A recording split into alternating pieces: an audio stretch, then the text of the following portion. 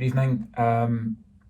This is episode 10 of The Last Days of Disco, read by David F. Ross and produced by Into Creative.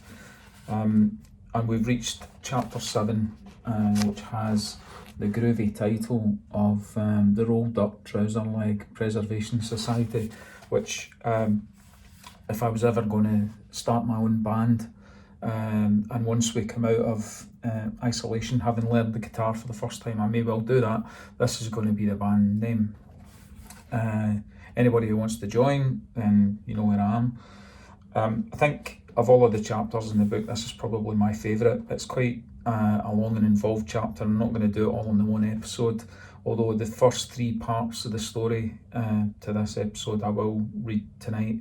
If you remember from last night, we met Jimmy Stevenson and his exploits down at the Wigan Casino. Previously, there had been Bobby and Joey Miller and Heatwave Disco's first outing in the Sandrian bar. Unknown to them that night, 2 of Fat Franny Duncan's men were in the disco, keeping an eye out on Fat Franny's interests. And the first part of the story is them recounting what happened to their boss. So, chapter 7, The Rolled Up Trouser Leg Preservation Society, 20th of February 1982, 1:15 p.m. The food was fucking magic. He's no wrong, boss. Wee cheesy bars and white bread sandwiches with the crusts cut off. Real posh, man, enthused Des Brick, backing up the more general summary from his smaller colleague, Wullie the painter. Soft, nothing burnt. I had loads of it, added Wullie. Flaky pastry on the sausage rolls, magic. Des Brick gazed into space momentarily before catching Fat Franny's frustrated expression. He turned to face Wullie. Did you see the way that pastry exploded when it hit that cunt in the face? Aye, nearly pissed myself laughing, said the painter. Great fucking throw, Des. Brilliant aiming, he added, clapping his hands together. Shame about the sausage roll, though. That was the last gin. I don't give a flying fuck about the grub. I'm not a galloping fucking gourmet. Fat Franny stood up suddenly, knocking over the bar stool that had been holding him. Des and Wullie snapped to attention. I want to ken what happened. Should I be worried? No, boss, said Des. They were fucking hopeless. None of the pricks spoke a word all night, and one of them fucking electrocuted his cell. It was the best laugh I've had since Jim Davidson at the Gaiety last year. No need to bother about the clowns again, boss, offered Wullie. Aye, we'll see, said Franny, walking behind the bar and through to the office. His office. Don't think he's pleased, said Wullie. I ken? Well, I don't fucking ken why. Des's tone was one of resigned annoyance. He and Wullie had done what they were told, yet still the fat man was irritated. And as for any gratitude, forget it. Des and Wullie walked through at the front of the Portman Hotel. It was their regular haunt and had become the base for Fat Franny's operations. He often had his entourage travel up to the Ponderosa, his on-thank home, named after Rose, his mum. But since she'd become a bit forgetful and embarrassing of late, he'd started spending more time in the Portman. In his eyes, he part-owned this establishment with Mickey Martin, who was known as Doc to virtually everyone apart from his wife Ella. Fat Franny had won a poker game against Mickey Martin, who put up a sizable set of IOUs and had since avoided paying them. Normally that would have resulted in a few good kickings, but Mickey Martin was the bigger fish. Fat Franny was local, Mickey Martin was regional. Fat Franny was outranked, so the perception of ownership of this run-down pub on the outskirts of town would have to do for now. He'd taken over the small cupboard and turned it into his office. He'd also changed its name by adding the word hotel, even though there were no bedrooms. Mickey Martin picked up his cut once a month, but otherwise had nothing to do with this lost leader. It was an arrangement that seemed to suit both men just fine. In the room with the pool table, Wullie the painter sat at the round table near the door. Des went behind the bar and poured both of them a pint of lager. When he brought them back, Wullie was shaking his head at a newspaper headline. Fucking unemployment numbers, Jesus Christ, he sighed. Difference does it make to you anyway? Des challenged his colleague. It's not as if your national insurance subs are on the line, is it?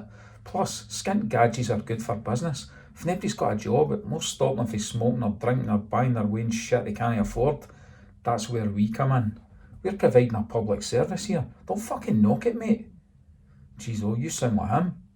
Wullie gestured over his shoulder and then immediately wished he hadn't said it. Hobnail had just walked into the lounge. Dinna be growing a conscience now, William. There's no room for it in our line of work, says Des. It's just that everything's that fucking depressing. That's why, Wullie squinted at the newsprint. Wee Sophie for Essex should be on the front page and no the third, eh? H. Wullie winked at Hobnail, who remained stony-faced. Wullie tutted. Stick in the news 3/4 of the way through the paper, after the telly and fucking Darlinda. I would put smiles on punters' faces again. Page 3 on page 1, and then 8 pages of football. That should be the new order, to keep the bampots from getting out of their pram and rioting about the old milk snatcher. Wullie's theory was well thought through, and Des signalled his approval with a nod of his head. I should be her special advisor, continued the painter. I'd start by advising her to dump the blue and wear the green and white hoops, mind. Des and Wullie both laughed at this. Hobnail predictably didn't. He walked away from both of them and stared blankly through the vertical blinds to the open fields beyond. Wullie leaned in and whispered, "What's his problem, miserable bastard? I ken I'm new to the inner circle here, but can't I understand why he's the number 2 and no you?" He didn't go to Our Lady of Mount Carmel Primary. Nuff said Des, as Wullie shook his head. "Hold up," warned Des, as Fat Franny walked back into the room. "Rack him up, painter man," cried Des, as he headed off to the gents. Wullie organised the spots and stripes inside the wooden triangle and selected his cue. Wullie the painter, so called not because of his trade, but because he'd once painted an ex-girlfriend's house bright red in the middle of the night while she and one of Wullie's former friends slept inside. Wullie and Des had been mates for a long time. They performed security roles for Fat Franny and worked as bouncers at a number of diverse local establishments with which the fat man had connections. They had originally been recruited by Des's brother-in-law, Bob Hobnail Dale. The house painting had actually been Hobnail's idea, and at 6'5" to Wullie's 5'8", he was useful in getting to those difficult-to-reach bits under the eaves. Wullie had recently been promoted by the fat man, and though Hobnail was furious about it, he typically kept his emotions hidden. Senga, Des's viperish sister and Hobnail's wife, had once gone out with Wullie Blair before he was the painter. It still made for uncomfortable encounters when they were both together, so Hobnail was under very strict instructions, danger of death in fact, to keep work and private life totally separate. As a consequence, Des and Senga rarely saw each other nowadays and had long since given up on the exchange of birthday presents or Christmas greetings. For as long as anyone could remember, Hobnail had always had the resigned look of a dead man walking. That his unfortunate vocals sounded as upbeat as the doleful sounding of the lutein bell only reinforced the sense of foreboding for anyone in his presence. He wasn't especially good company as a result, and therefore it wasn't difficult to keep Senga away from the Fat Franny side of his life. No one wanted to spend any time with him. From Senga's perspective, the principal beneficiary of this standoff was Grant, the 17-year-old son. She partly understood the pressures her husband would have been under to take Grant into Fat Franny's empire. With no children of his own and a paranoia about the involvement, regardless of how peripheral, of outsiders, Grant would have been an obvious candidate for succession planning for the strong-arm wing of the business. The boy was tall, muscular, and even at 17, possessed of a self-confidence that Fat Franny could have utilised very effectively. But he knew of the underlying tension between Wullie the painter and Hobnail, and had always previously backed away from any suggestion of a bring your child to work day for his consigliere. Grant was a good-looking boy. He was a fan of the burgeoning new romantic scene, and although his current fad of wearing eyeliner was a frequent source of conflict with his traditionalist father, no one could deny his attractiveness. Senga was suitably proud of her eldest child. Hobnail looked like Frankenstein's monster, and she knew she was no oil painting herself, She hoped his looks might lead Grant somewhere different, towards a different type of future than the one she and her husband and virtually everyone else she knew had settled for. None of the people with whom she was friends at school had lives that had turned out the way that they'd dreamed or even hoped back then. Almost all of her school friends still lived within a 2-mile radius of where they were born. Senga considered herself to be a strong, independent woman, but she hadn't been able to escape the shackles of a stereotypical working-class Ayrshire environment with all its small-town mentalities to actually go and see something in the world. She was a lover of classical music and yearned to visit Austria and see the New Year's Day concert by the Vienna Philharmonic Orchestra. Hobnail knew nothing of this. In fact, she'd admitted it to no one for fear of ridicule. It was her own private secret, and had been ever since. Late one night, almost 10 years ago, she'd heard this wondrous sound drifting through the vaulted structures of the Dick Institute where she worked as a cleaner. Since that time, she'd booked out almost all of the classical music cassettes in the library, listening to them with headphones during her breaks. It was her dream. Kilmarnock wouldn't take it from her, and she was determined that its restrictive boundaries wouldn't kill Grant's future either. 24th of February 1982, 10:52 a.m. "It's from Gary," shouted Hettie excitedly. "What does he say, Hen? Is he fine? Is he all right?" Ethel had called Hettie to come and open a letter she had hoped would be from her son, but she couldn't find her glasses. "Mum, they're hanging round your neck," said a frustrated Hettie before ripping the envelope open. Bobby had bought Ethel the string device with its loops for the legs of the frame.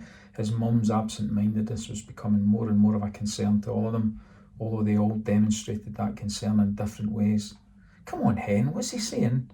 said Ethel, treating the discovery of the glasses like evidence planted at the scene of a crime, designed to demonstrate her guilt beyond a shadow of a doubt. "He's fine, Mum. There's not much here, though. Remember he said the letters would be brief because they might get censored."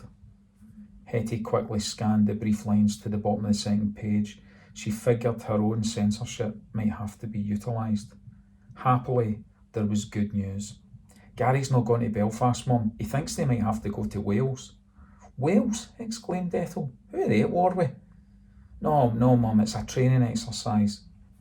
But he'll be there for a while, he thinks. He's not very pleased about that." "Well, I'm happy," said Ethel, smiling.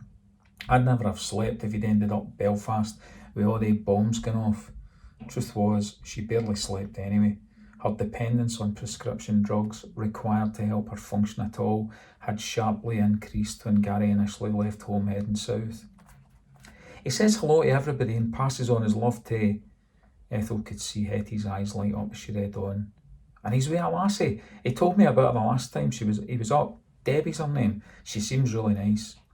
Hettie looked up as Ethel dabbed a tear away with her hanky. "Hey, come on, Mum. He seems happy. Probably for the first time in a while, too." Hettie went over and gave her mum a cuddle. "Would you rather he was here, coming in drunk every night and fighting with Dad all the time?" Ethel murmured, but didn't really answer. She simply got up from her seat, kissed her daughter on the cheek and went upstairs to lie down. Hettie listened to her mother climb the stairs. The slow, ponderous creaking made her sad. Hettie's mum wasn't an old woman, but she seemed to move as if carrying a massive weight in her back. Ethel sat on the edge of the bed. She looked mournfully at the 3 photographs on the dressing room table and then at her own face reflected in the 3-panelled mirror above them. She'd changed so much in the last decade. She seemed to be ageing at a rate twice that of the other members of the family. Ethel was the only Catholic in the house, but unlike many who draw strength from their faith in difficult and troubled times, Ethel knew it was her unassailable guilt over sins past that had turned her into the shell that now looked back at her. She picked up her rosary beads and lay down, as yet more tears formed. 10th of March 1982, 9:15 p.m. It had been almost 3 weeks since the Sandrian. Bobby had seen Lizzie King 3 times since then, and despite her initial impressions, they were now getting on well. Twice he'd met her coming out the Johnny Walker bottling plant gates, where she'd recently started working. In Thatcher's Britain, despite the mind-numbing boredom of this lowly paid job, it was already depressingly apparent to Lizzie that she was one of the lucky ones. Hamish May still had the grubby bandage on his blackened and burnt hand. He didn't really need it now, but had enjoyed telling the story and elaborating on its retelling. Joey had actually spent a lot more time practicing with the decks on his own in Bobby's room. He wasn't going to look like an idiot again, and had uncharacteristically taken the bull by the horns regarding the microphone responsibility. This was going to be Bobby's job, Joey had decided.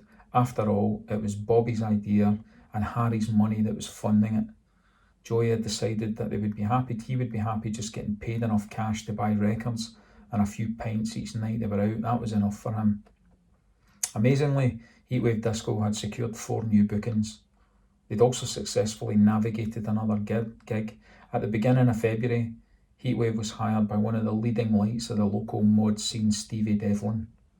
The circumstances were unusual, but the purpose of the party was a joint celebration of Stevie's 20th birthday and him leaving his job, although he didn't so much leave it as have it taken away from him. A new single from the Jam was an event for the Kilmarnock mods. Bobby, Joey and Stevie were waiting outside a shop in Kilmarnock to buy a record on the last day of January with around 200 fellow loyalists. On the same day the tickets were released for a gig just up the road at Irvin's Magnum Centre. They had all been queuing since 5 a.m. on that particular late winter's morning, and they weren't anywhere near the front of the line. Joey knew Stevie, not especially well, but enough to strike up a conversation. Stevie was going straight to work, which explained his smart suit. Bobby, having been introduced to a potential new customer, talked about his developing plans for the mobile disco unit. Stevie noted his name and phone number and said he'd think about it for a party he was considering. As the snake in line for the tickets and the new Town Called Malice record began to grow down past the cross, someone near the front noticed large plumes of acrid dark grey smoke coming from behind the roofs of the building opposite. Bamber's, the retail establishment where Joey and most of the other mods purchased Fred Perry's Harrington jackets and stay-pressed trousers, was on fire. Stevie Devlin was faced with the terrible dilemma of staying put and holding his place midway up the line, or leaving and running down to the public telephones at the cross to alert the fire brigade in the hope that they might be able to save his new place of employment. Understandably, to Joey at least, he stayed and held. Bamber's perished. For Stevie, the decision was validated by the flawed logic that there would always be other jobs. 2 days before the Sandrian, Stevie Devlin stayed true to his word and called Bobby Cassidy's number, leaving a message with his dad. It took 4 days for Bobby to call him back.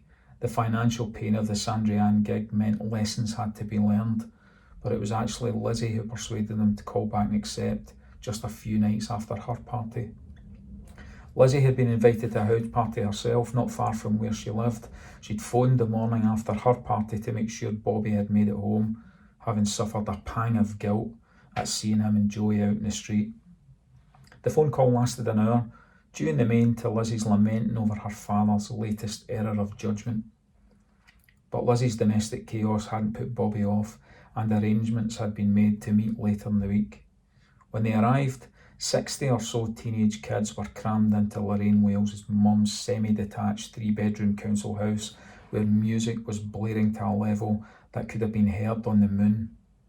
Records were strewn around an impressive hi-fi system, but Bobby immediately noted that no one was piloting the equipment. He assumed control. Most of the people were either drunk or stoned, and Lorraine was nowhere to be seen. Bobby was downstairs, and it didn't take long for him to appreciate that parties might just be the perfect occasion to nick other people's records. During the course of the evening, he slowly but carefully stashed a clutch of 45s under a rhododendron bush in the back garden. He covered this by telling Lizzie that he had an embarrassing urine infection. Since the upstairs toilet seemed to be permanently occupied, he figured it would be understandable to go out and regularly utilise the cover of the bushes. He walked Lizzie home before midnight and then returned to recover the stash. Rare Joy Division singles, Lambrettas picture disc, Wires 154 LP, a signed Secret Affair My World single, and Maybe Tomorrow by the Chords were notables in an impressive haul. These records were highlights of the Stevie Devlin evening. Heatwave was, to a large extent, preaching to the converted that night, and it was much more in line with what Joey believed they should be doing. A few of Stevie's mates had brought their own stacks and Northern Soul singles, and the Foxbar Hotel's acoustics had made them sound fantastic. The vibe had even prompted Bobby to pick up the microphone for the first time, and although his pronouncements weren't revolutionary or profound, or even especially regular, he was at least making them. Of the new bookings, one stood out, mainly for the fact that Bobby and Joey wouldn't be getting paid for it. It was to be a favour to Harry. The venue was the Masonic Club, where Harry was a member, and the function was for one of his friends, to celebrate his retirement from a job as a hospital porter. "You're right bloody asking about me, the Masons, and what goes on. Well, here's your chance to find out," said Harry, noting Bobby's less than enthusiastic reaction. "Plus, you owe me here after all the cash I've given you." Bobby couldn't argue with that point. Harry had used some of his compensation money from the accident to buy the decks from Harry Doug. He'd also funded the purchase of speakers from a local mod band, the Vespas. There was also money for lights. Following a second trip to Harry Doug's store, Bobby had returned with some coils of what could only be described as colour strips of spaghetti. The spaghetti worked as a backlight where strobing effects were applied to them. They supposedly shone like the northern lights. In truth, they were completely ineffectual, but Bobby's open-mouthed gaping when he informed him from the umpteenth time, "Now this really is the latest thing from the States," must have convinced Harry Doug that Bobby was well and truly on the hook. For lighting, the hairy one's prices were as hefty as him. £60 for this," said Harry. "I gave you that money for lights. What bloody use is this to mannered beast? Where did you go? Tam Shepherd's?" Harry's assessment of the cost of 10 feet of absolutely the latest thing from the States might have been predicted. Equally so was the return journey to the farm with more of the janitor's wages in order to purchase some real lights. Harry Doug had a strict no returns policy, so Bobby was stuck with the fluorescent pasta. Joey felt the only thing to do was cut it into small bits and staple them to a black backboard to spell out the new name of the enterprise. Given this backdrop and appreciating the grief Harry gave Ethel for having spent the double glazing money on a big bloody record player, Bobby felt there was no way he could really say no to his dad. He told Joey they'd just have to roll up their trouser legs and get on with it. In the next episode, we go to the Masonic Club, and I'll tell you what really happens behind the doors of the Masonic Order. Until next time, good night.